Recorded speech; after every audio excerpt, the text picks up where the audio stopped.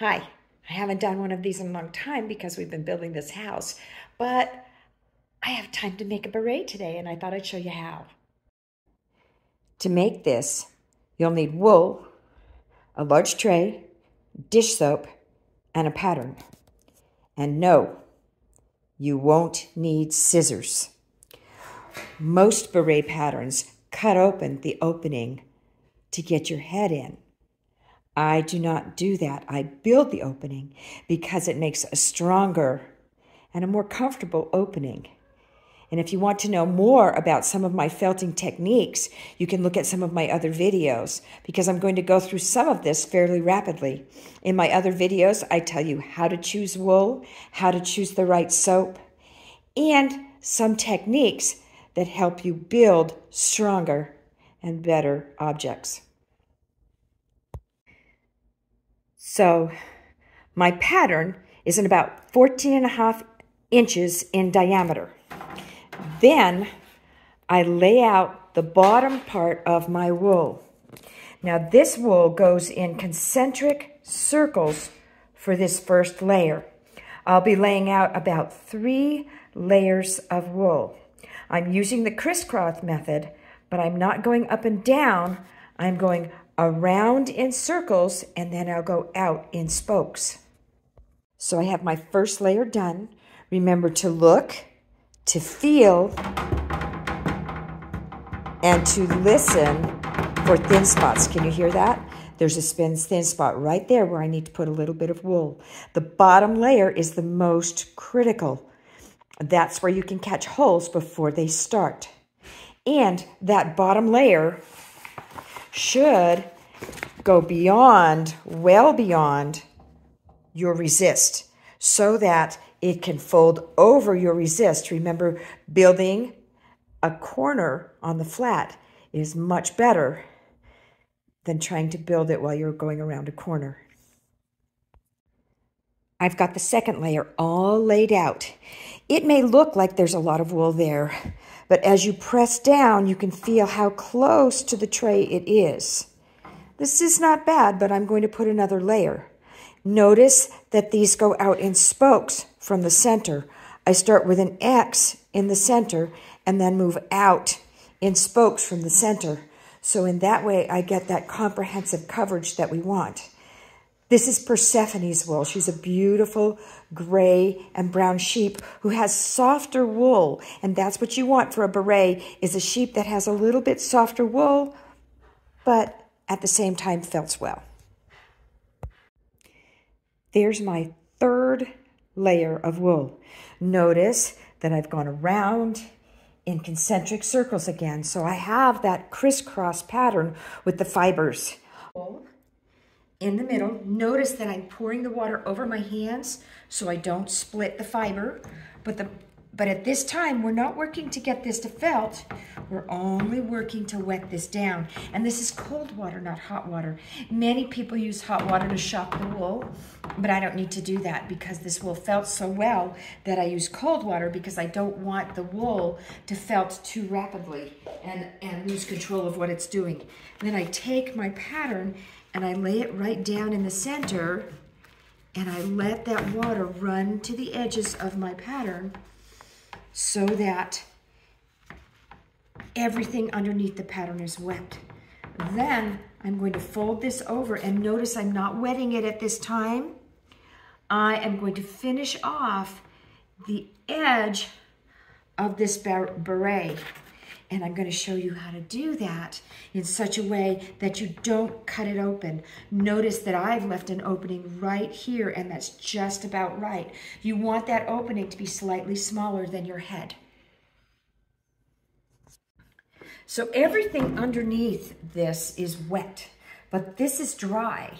If you don't keep it dry, this will start to felt before you can finish the edge of this beret. Also, what I've done is I've checked around the edges here for thin edges to make sure that everything, first of all, is right up against that resist and that there's enough wool there. Those edges are the things that you have to watch. Those corners that get turned are the things that you have to watch for wool to slip or for holes to happen. So now I'm going to go right around this opening. Remember, we've built this up with the crisscross method, so we don't have a lot to put here.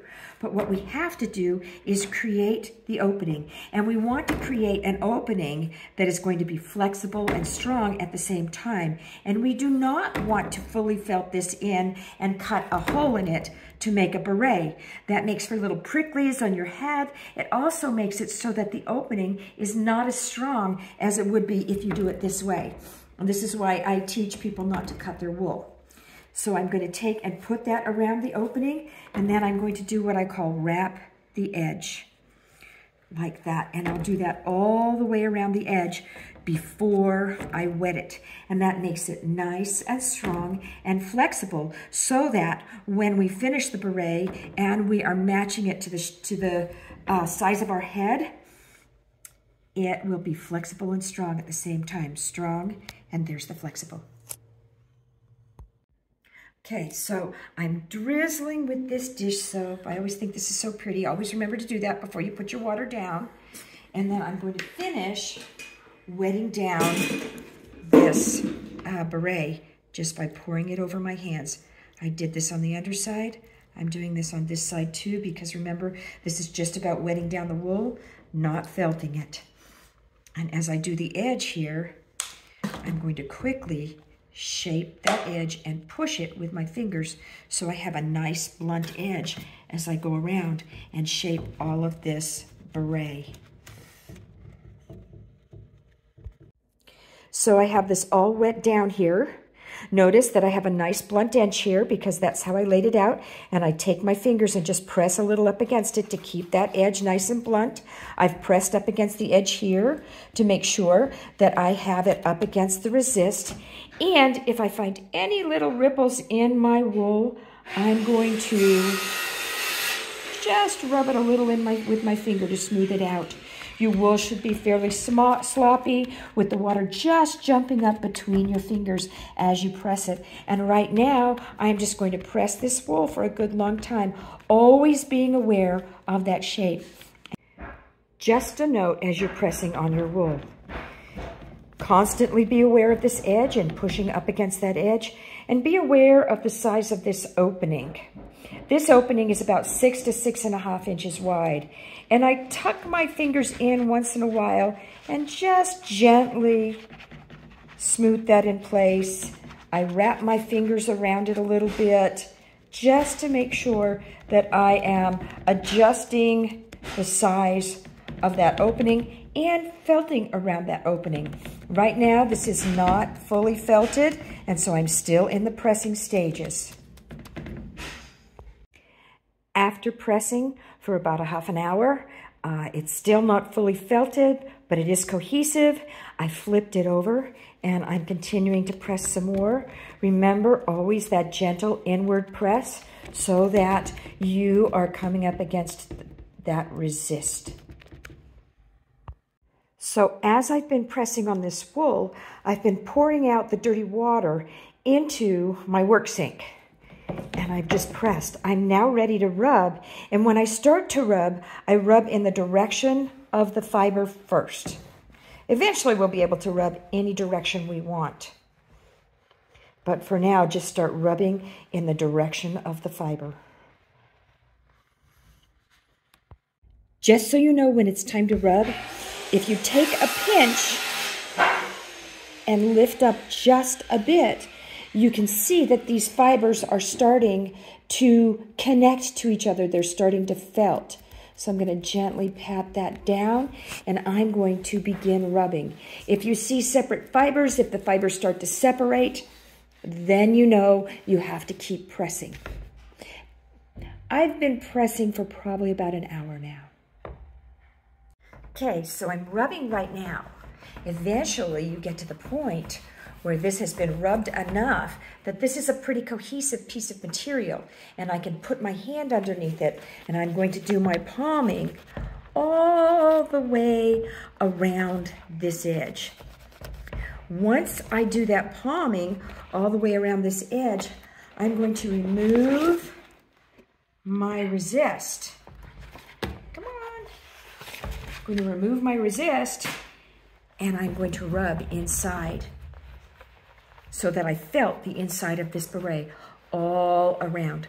I can rub it because it's already been pressed together when I was pressing the other side. So rubbing just tightens up that wool. Okay, so once you have both sides rubbed really well, notice I can flip it over, I can rub on this side, and I can rub on that side, and I can rub inside. Everything's rubbed up. I'm gonna roll this up, and it's got a lot of soap in it, and I've been removing some of that dirty water and replacing it with clean water throughout the process, and I just squeeze. We're just about done here. So what I'm doing is the final shaping. I've continued to rinse, and not to wring and twist, but to squeeze all the soap out of this beret. As you can see, it's much smaller than it was, but this has continued to be about 6 inches in diameter. This is a little wiggly, I don't like that. And when you get through rubbing against itself, the beret tends to be a little wriggly around the edges, and we want to make it nice and round. And we can do that by rubbing it with our hands. Just like that, pushing against your hand and rubbing against that edge, and that will get rid of those wiggly woggly edges that you have. You can do that in here too, especially since you shaped that by using that wrap method that I showed you, so you can see how smooth this is getting around here. As I continue to work here, using my fingers like a little washboard, I can get rid of those edges that are not smooth. And so I'll finish, and I'll get this smooth, and then I'll just let it dry, and we'll show you the finished product. So here's our finished tam, or beret, or balmoral, and this is more like a balmoral than a beret because this is a little wider than most berets. But this right here would appear to be too small for my head, but we have the ability to stretch it any way we want because of how we built this beret with this very strong opening, and so that I can fit it on my head, and it's very comfortable and it's tight without being too tight. So thanks for watching, and if you have any questions, be sure to watch some of my other videos, which will give you some of those other details that I didn't want to put in this video because it make it a little long. And now I'm going to get back to helping my husband with his house.